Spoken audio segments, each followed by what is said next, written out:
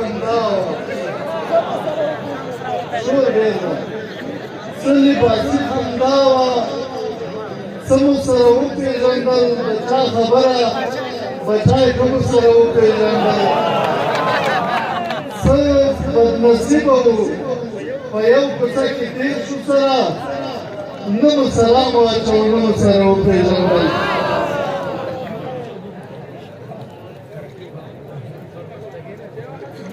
فتوا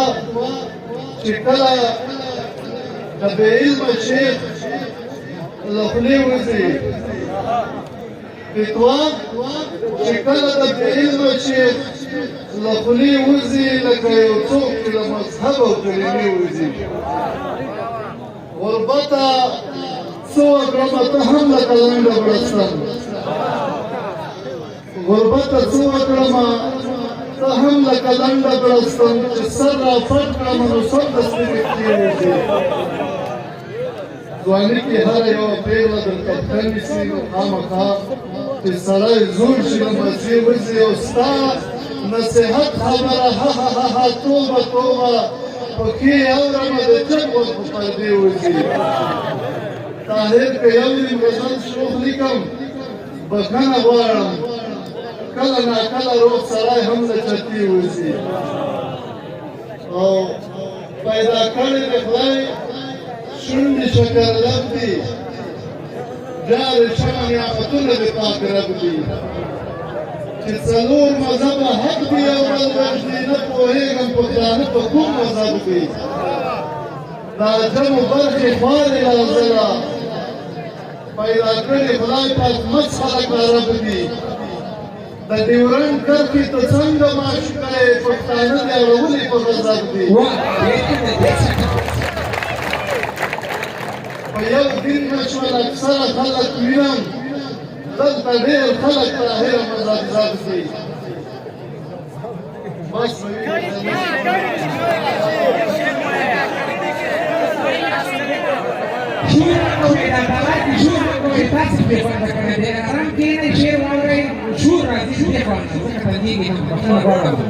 درمان صاحب ډالۍ وي څه په هنر دی په ښکلا غصب که زړه دې زما په یوه ادا غصب که او خدایه مونږ هم ولس به څه کوو اوس وطن زورواک و جنت ملا غصب که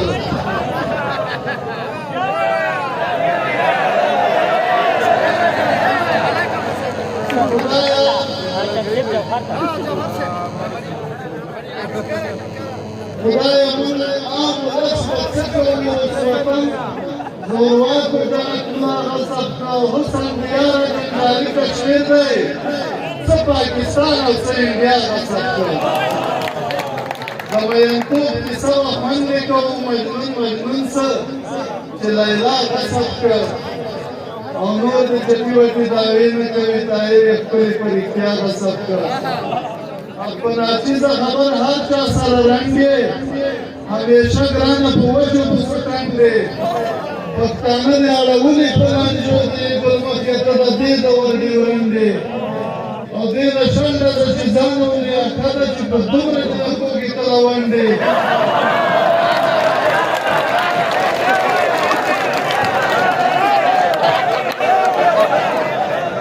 د کابل کلي دې ټول درنه لګی شي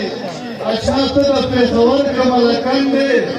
له دې ژوند نه به څه خوند واخلې طاهره چې زموږ د دې ښځې ورته خوند دی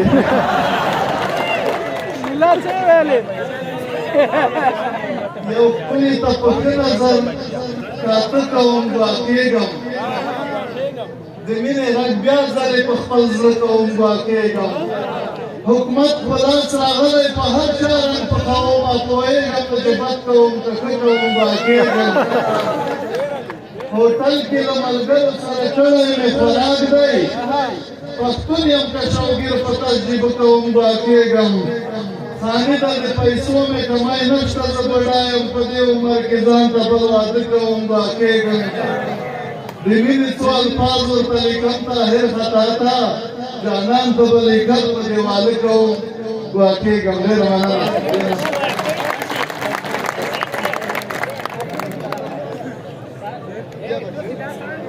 الله